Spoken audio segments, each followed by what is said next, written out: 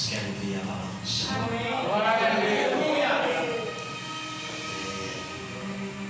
A fé do tamanho de um grão de mostarda, parte 2. Eu iniciei sexta-feira, mas eu peguei 7 minutos. Não deu para prosseguir mais para frente, porque eu queria terminar o horário certo. Amém? Glórias a Deus. Deus abençoe vocês de uma forma poderosa, de uma forma tremenda. Louvar a Deus pela vida de todos, em nome de Jesus. Que o rei, Vav-Rei, que é o nome original de Deus no hebraico, te dê shalom em todas as áreas da sua vida. Amém? A gente está vindo uma série de campanhas no ministério, né? Quarta-feira a gente encerrou a campanha das 7 quarta-feiras, orando por curas e revelações. Sexta-feira foi a quarta sexta-feira da campanha das 7 orações e as 7 áreas da vida. Está sendo forte para aqui. Em nome de Jesus. E hoje também é o 4º domingo da campanha Unção Sem Limites. Após a mensagem aqui, a gente já faz uma campanha, amém? Glórias a Deus. Então abra sua Bíblia Sagrada sem perda de tempo no primeiro livro do Novo Testamento, Mateus, capítulo de número 17, versículo 20, versículo número 20. A gente dá continuidade de onde foi parado sexta-feira.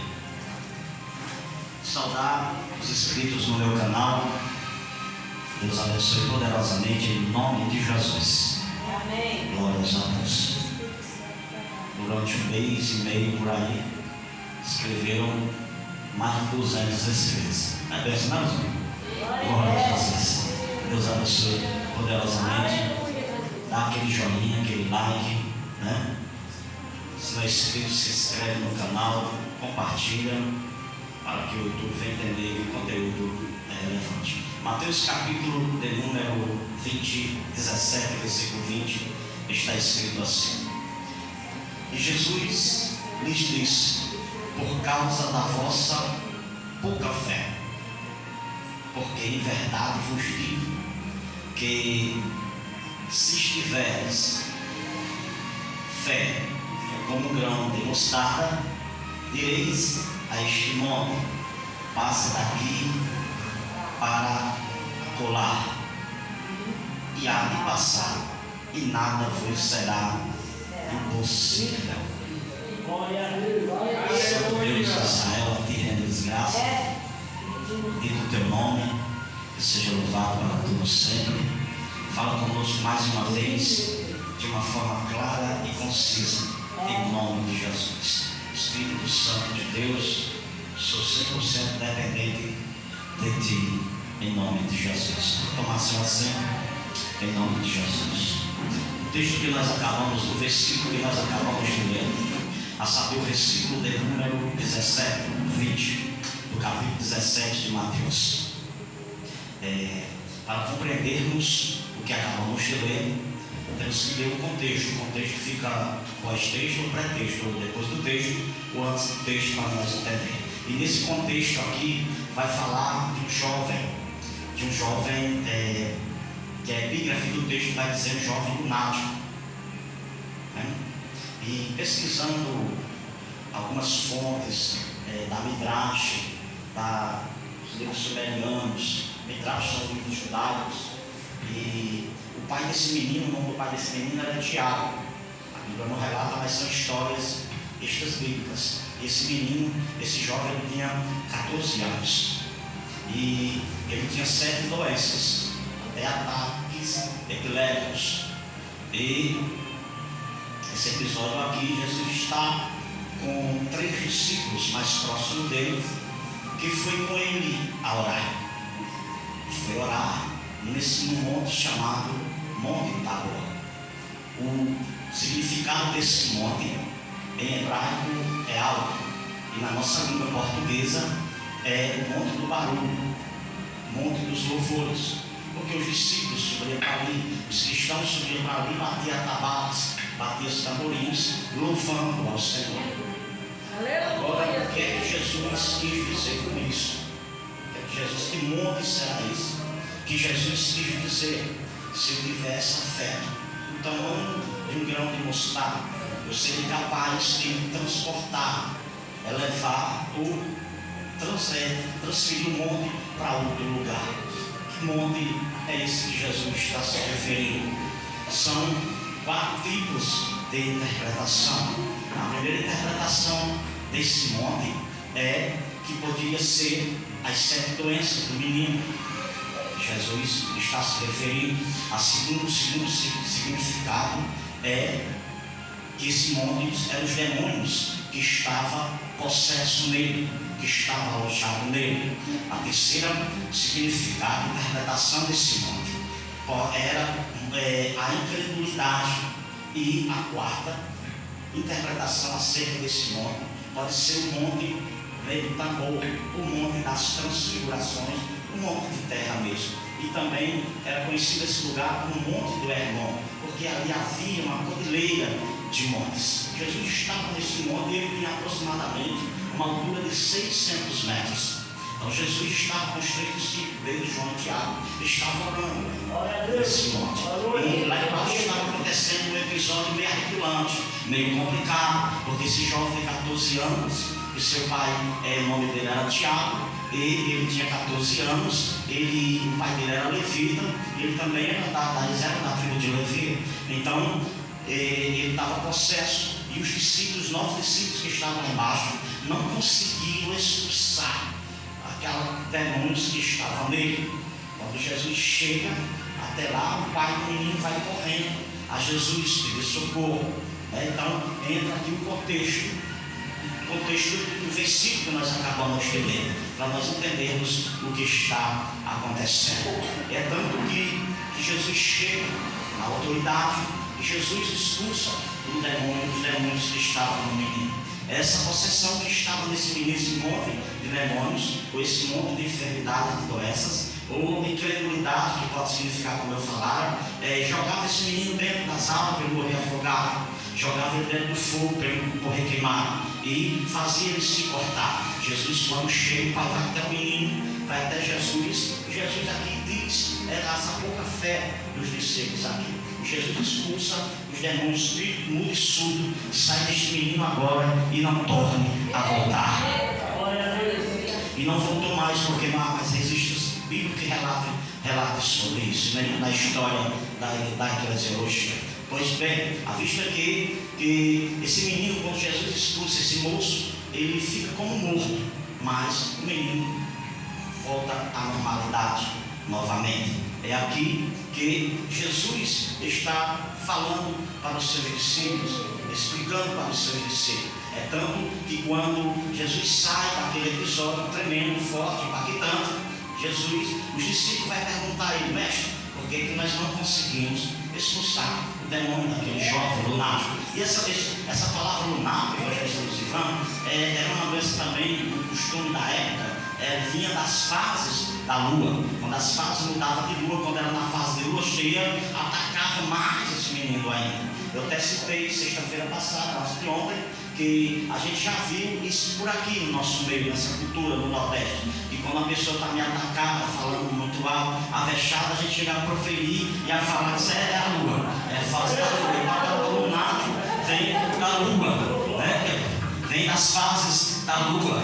E o calendário nosso é chamado gregoriano, mas o calendário judaico é chamado calendário lunar. Então, Jesus está, quando eles chegam até Jesus, e eles perguntam por que nós não conseguimos expulsar os demônios que estavam naquele jovem, naquele garoto, naquele mancebo, naquele moço. Jesus disse: é porque essa casta de demônios só sai com jejum e oração.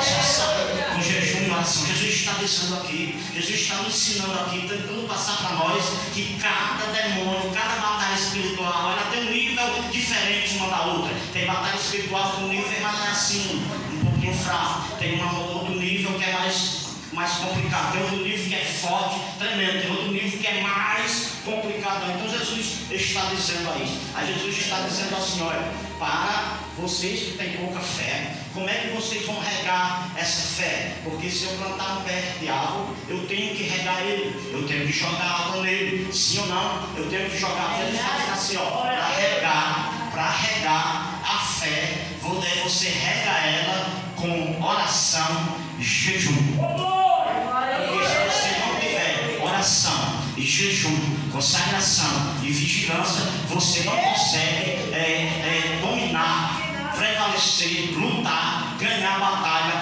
com o mundo espiritual, que é invisível, mas é real. Então é assim: se qualquer pastor, qualquer obreiro ou qualquer pessoa que não tiver uma vida de oração, uma vida de jejum, vai se decepcionar, vai se frustrar, e quando vem as retaliações espirituais, não vai aguentar, porque não tem uma vida regada com jejum, oração e vigilância. Porque Jesus está passando aqui para nós nessa noite, que eu não tenho que esmorecer jamais na consagração, no jejum e na oração. Eu tenho que sempre ser contínuo na minha vida, tem que ser sempre diariamente na minha vida. Tem alguém aqui que está me entendendo, me compreendendo nessa noite, quer ter autoridade espiritual, quer expulsar demônio, quer brigar com demônios, quer brigar com o diabo e o seu demônio, tem que ter uma vida de oração, tem que ter uma vida de consagração, tem que ter uma vida de jejum. Porque quando você aceita Cristo como único sujeito salvador, o intuito do inimigo é sempre lhe tirar da presença de Deus. Ele usa todos os argumentos, todas as artimanhas, ele é o astuto usurpador. É verdade, desse jeito. Mesmo você na presença de Deus, você quer ligar o jardim? Não, cara, não está com calor, tá bom? Glória a Jesus. Aí vai lá atrás, amém. Glória a Jesus. Amém, gente? Vocês estão entendendo aqui? Então, eu quero exaurir aqui rapidamente, velozmente, algumas lições desse grão de mostarda. Então é isso que Jesus está dizendo. É isso que Jesus está, o texto quer nos trazer lições para as nossas vidas, da forma que eu leia nessa noite, que nós lemos nessa noite. Tem que ter vida de oração, tem que ter consagração, tem que ter jejum. Quem se consagra, quem jejuma, quem ora, quem busca a Deus, não só o líder, não é só o líder, os liderados também têm que buscar. A gente ora ou jejuma pelas pessoas, a gente ora pelas pessoas, mas o líder ora, o líder jejuma, se consagra, mas os liderados também têm que jejum, ter uma vida de oração, ter uma vida de consagração, uma vida de jejum para enfrentar as forças da maldade. Isso são armas da nossa milícia, elas não são carnais, mas sim espiritual. Não dá para combater, guerrear, pelejar com as forças da maldade, com as potestades, principados, hostas infernais, se não for com as armas espirituais. Então temos que aprender a guerrear com armas corretas, com armas certas. Verdade, meu Deus. Então, aqui há algumas lições que eu quero exaurir do grão de mostarda. E o grão de mostarda, ele só era menor naquela época de Jesus. Ele tem aproximadamente um grão de mostarda 2 milímetros de tamanho. Mas nos dias de hoje, a menor semente das hortaliças é a semente do morango. E também a semente do tomate. É tanto que alface também é menor. E é tanto que em alguns países a tomate ela é chamada de fruta e em outros de legumes. Aqui para nós não é fruta, é legumes, verdura, não é isso? Então ela era menor naquele tempo. Então Jesus está dizendo assim que essa semente de mostarda, ela é menor, ela é pequena, ela é menor das sementes daquela época, mas quando ela é plantada, porque a semente, a mostarda, ela cresce até 3 metros de altura. Então a primeira lição que eu quero exaurir aqui, a semente de mostarda, ela tem resistência, não se quebra. Vou repetir, a semente de mostarda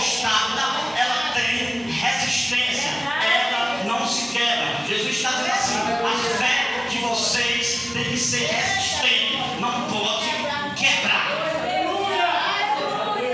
Porque resistência não pode se iludir com o mundo, com as coisas do mundo, não pode perder para o mundo, a moda do mundo não pode lhe influenciar. Tem pessoas que é crente uma semana, na outra semana já não é mais crente. Babá, que é fácil, Então você tem que ser resistente. Chegai-vos a Deus e Deus chegará a vós. Resistir o diabo e ele fugirá de vós. Então as pessoas são crentes por tempos, por época. Tem um tempo que era crente, tem um tempo que desaparece, some, não é mais. Começa a fazer as coisas do mundo, achar bonita as coisas do mundo começam a lhe iludir, lhe conquistar, lhe ganhar novamente, lhe trazer de volta novamente. Tem alguém aqui?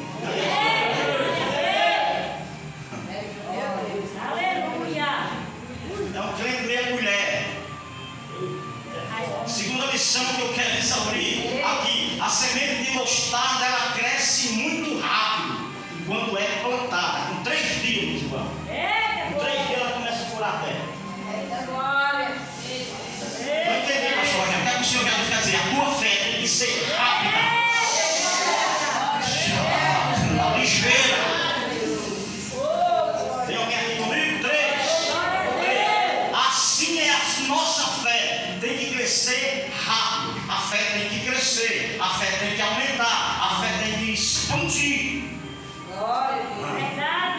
Terceira lição da fé do tamanho do grão de mostarda. Terceira lição: o grão de mostarda é a única semente que não é híbrida e não se mistura com as outras.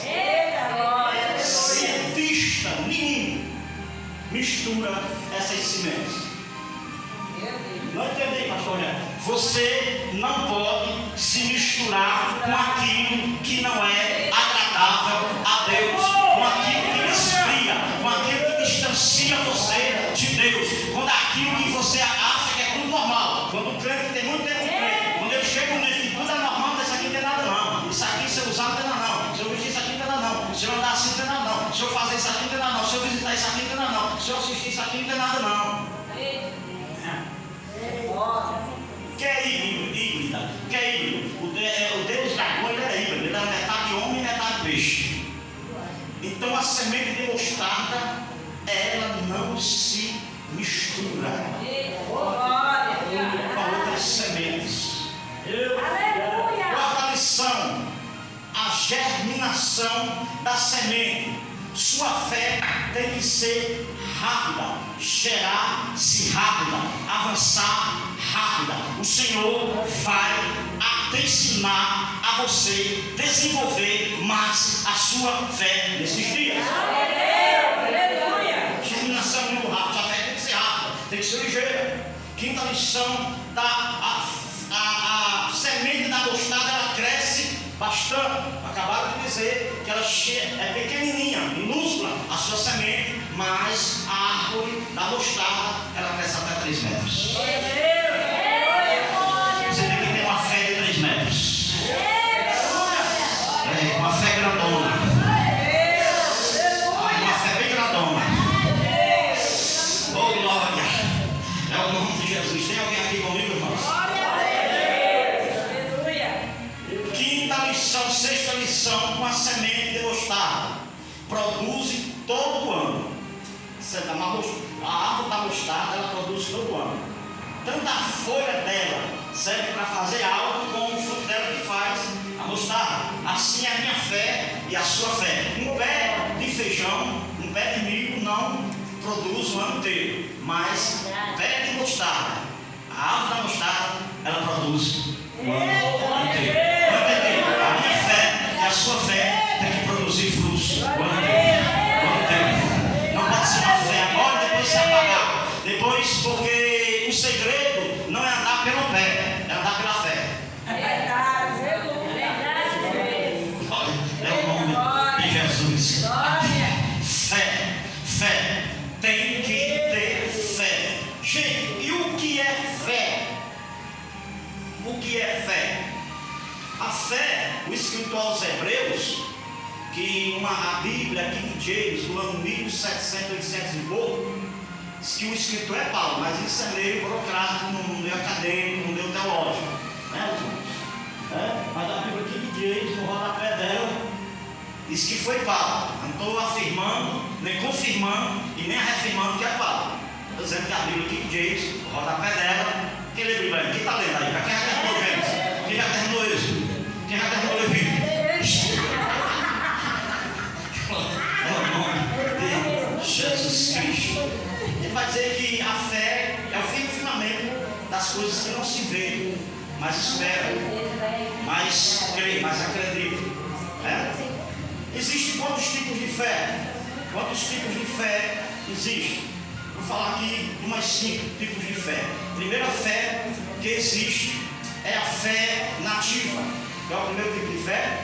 A fé nativa. O que é a fé nativa, pastor Rogério Souza? A fé nativa é a fé que nós já nascemos com ela. Eu creio que eu tenho pai e tenho mãe. Então isso é uma fé nativa. A segunda fé é a fé natural. E o que é a fé natural, pastor Rogério Souza? O que é a fé natural? Todo mundo crê em alguma coisa. A terceira fé é a fé espiritual. A terceira fé é o quê? A fé espiritual.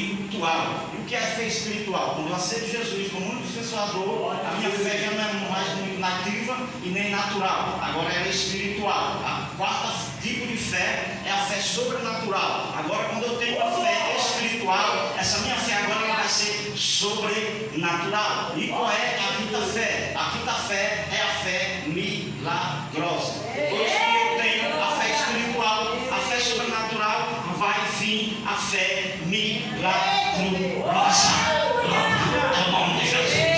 Porque em João capítulo 4, versículo de número 48 está escrito: se não haver sinais entre eles de milagres, eles não creem. Eles só creem se tiver um sinal ou milagre entre eles. Se prepara para o sinal de Deus. Já tem o sinal de Deus aí? Se prepara para o milagre de Deus. Tá? Para anotar. Eu vou mexer com a cabeça de vocês. Agora eu vou dar um nó na mente de vocês. Gente, que cor é a fé? Que cor é a fé? Poxa, e a fé tem cor? Tem. A fé tem cor e não é heresia. Lá vai.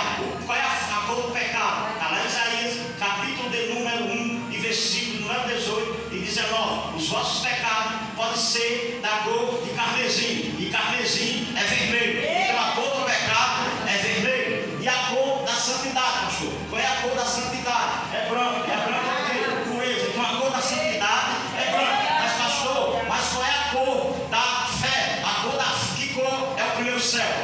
Que cor é o primeiro céu? Então se a fé é de cima, salvífica, então é segura. Deus tem fé. Pode arrepiar, tá? Deus tem fé? Tem. Deus tem fé. Deus tem fé? Tem. Porque a palavra fé no latim é fides. E fides quer dizer fidelidade. Deus é fiel ou não é fiel? Eu sei que tu és fiel, Senhor. Eu sei que tu és. Ele é fiel. Então também é um significado da fé.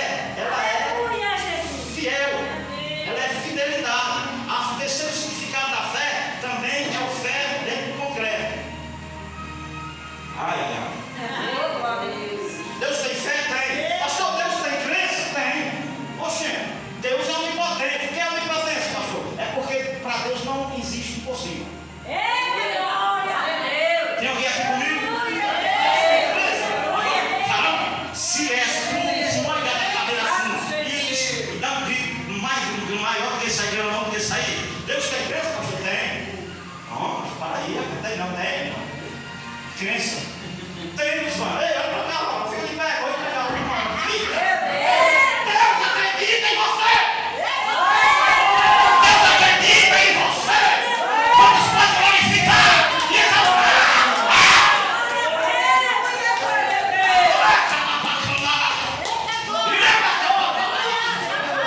Diz pra ele, Deus acredita em você.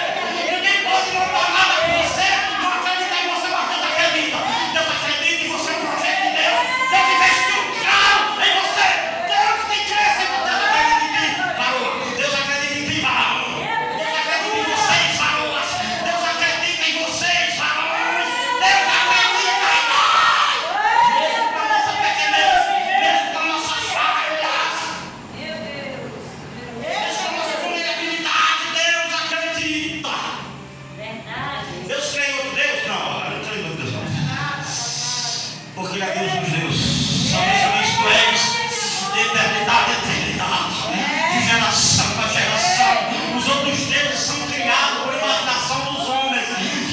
fazer nada. Deus não tem que botar a mão na tua cabeça de novo. Isaías 40 fala sobre Deus. Deus não tem princípio, nem meio, nem fim. Dá uma mão na cabeça. Tem uma matéria dentro da teologia que chama teotologia. O que é teotologia? Estudo sobre a pessoa de Deus e é de Deus pode ser estudado. Teologia significa coisas relacionadas a Deus. Então, pega o mundo dela, faz o caminho assim. Está entendendo? E diz: Deus acredita em você. Deus acredita em você. Deus acredita em você. Deus acredita em você, Deus acredita em você.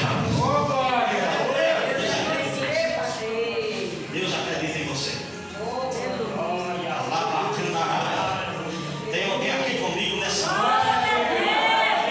Exaltar e glorificar o nome dele nesta noite. Como é que a fé vem? Tem várias maneiras da fé vir. Primeiro é conhecido. Romanos capítulo 10, versículo 17. A fé vem pelo ouvir. Segundo meio da fé, ela vem pelo meio da oração. Quando os discípulos disseram assim: Senhor, então nos ajuda na nossa pequena fé. Ajuda na nossa incredulidade. Aumenta a nossa fé. A fé vem pela oração também. Você meio que a fé vem pelo milagre. Vem milagre. Aleluia. Oh, glória ao nome de Jesus. Oh, aleluia. Estou sentindo aqui a presença dele aqui. Oh, glória a Deus. Como estás a tua fé? Como anda a tua fé? Você pode estar do jeito que você tiver, da maneira que você se encontrar doente, com problemas financeiros, problema na família, problema conjugal, problema na saúde, mas não posso perder a fé. Porque a fé, ela é uma das colunas fundamentais, crucial da salvação. Porque a salvação, Salmo número 3, versículo 9, 8, que foi lido na palavra devocional, falar em salvação. A salvação não é por méritos ou por minhas boas obras. Eu sou bonzinho. Eu não bebo. Eu não fumo. Eu não ligo, não. Eu não vou muito para a festa. O negócio é só do trabalho para casa. Isso aí não salva.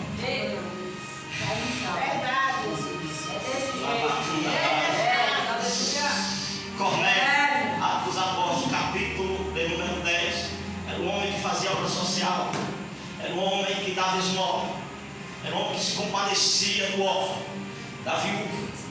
Ele dava esmola, mas faltava uma coisa para Cornélio: tinha que aceitar Jesus como único e suficiente Salvador. Porque a salvação, o Alcorão, que é a Bíblia islâmica, em algumas páginas, em alguns capítulos, diz que a salvação é por méritos, é por obras que fazemos, mas a Bíblia canonizada, inspirada pelo Espírito Santo de Deus, de Gênesis a Apocalipse, Efésios capítulo de número 2, versículo 8 e 9, a salvação, ela é mediante a fé e pela graça. Isso é dom de Deus, não vem de vós. Por glória. Você tem muitas pessoas para se inspirar na Bíblia Sagrada. Um homem que você tem que se inspirar na Bíblia Sagrada, o nome dele é Jó. Homem de fé. Fé. Perdeu tudo, mas não largou Deus. Não deixou Deus.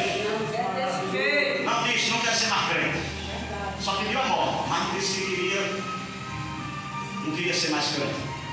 Não queria ser mais crente. Só pediu a morte. Homens de Deus pediram a morte. Jonas pediu a morte. Elias pediu a morte. Mas não veio a fé, irmão. Eita, glória!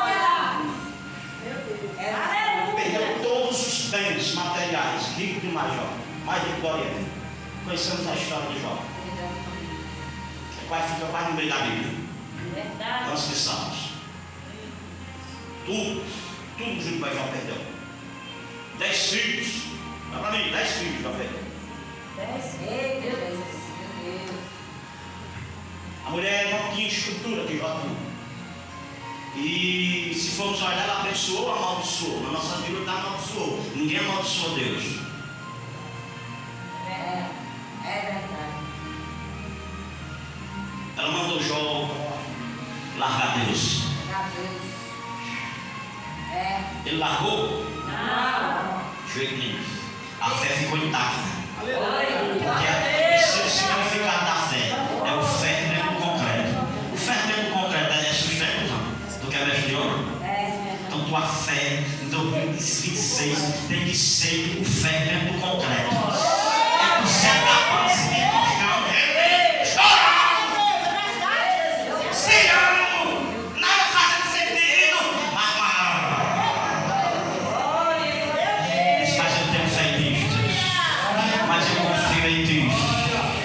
mas eu confio em ti.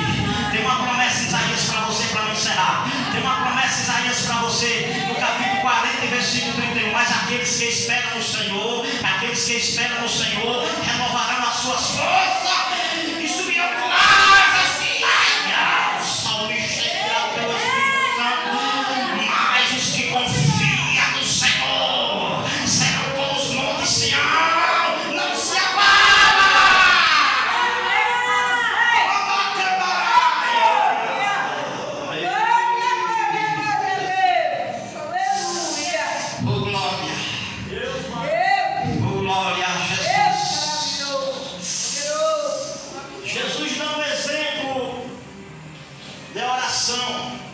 Lucas 18, eles deveriam orar e nunca esmorecer, nunca desistir, nunca parar. Se essa palavra não te animar, não anima nunca mais. Eu já acabei de dizer aqui que Deus acredita em você. Glória a Deus. Quantos confiam nele aqui?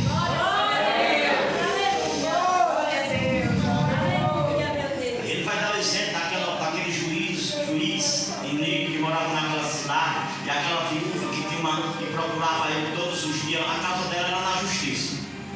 Ela procurava o juiz, ela tinha alguma coisa para receber, que ela estava necessitada, ela não tinha nada dentro de casa, estava faltando arroz, o bujão estava maneiro. Está entendendo? Vocês têm bujão naquela época? Eu não. Até o biscoito acabando, só um na parte direita da geladeira. Só um. Sabe o que é biscoador, irmão? Quem sabe o que é biscoador? Não é biscoador dos alienígenas, não é ovo.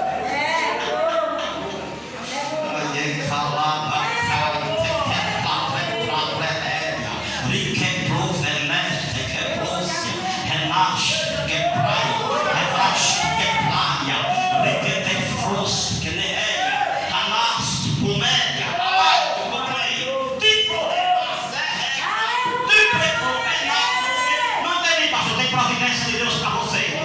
Tem providência de Deus para você. Deus proverá. Eu sei que a situação que você chegou aqui, às vezes você está no meio da multidão, você está sozinho de tortura.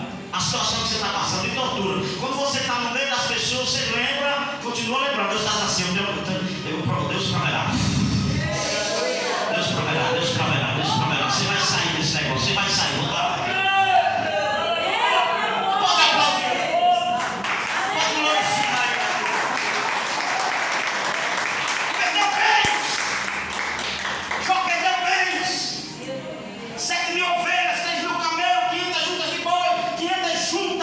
De jumentas, 10 filhos, perdeu a saúde, acusado, caluniado, desapontado dos amigos, entre aspas.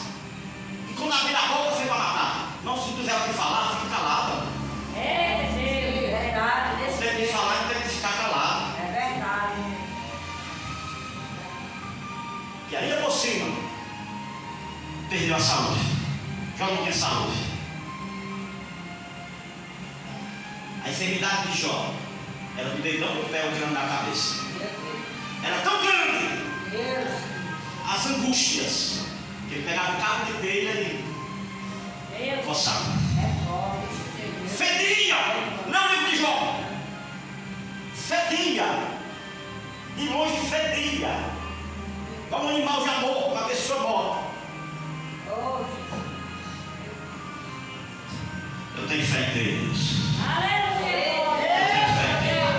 Ao tempo todo acabado, Deus não falava, só o povo falando, acusando. Do capítulo 3, do capítulo 5 até o versículo do capítulo 38, Deus disse silêncio no Jó.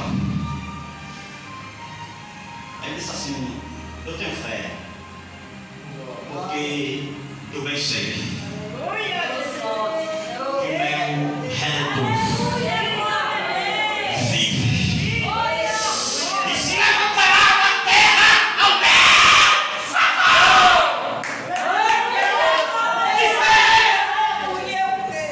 que superação é essa? Que resistência é essa? Que fé resistente é essa? Que fé brava, que fé valente, que fé admirável, que fé que deve ser imitada, copiada. Com qualquer coisa você fica com a cara feia, qualquer coisa você quer jogar pro alto tudo, quer sumir, desaparecer.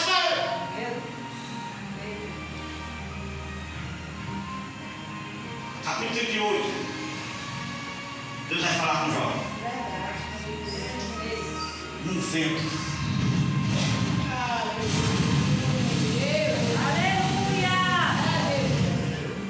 Jó, onde estavas tu quando eu fiz o firmamento?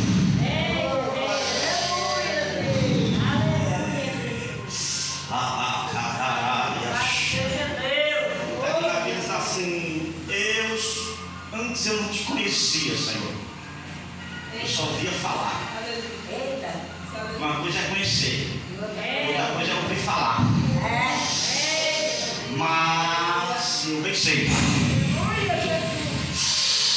que nem os teus planos serão frustrados.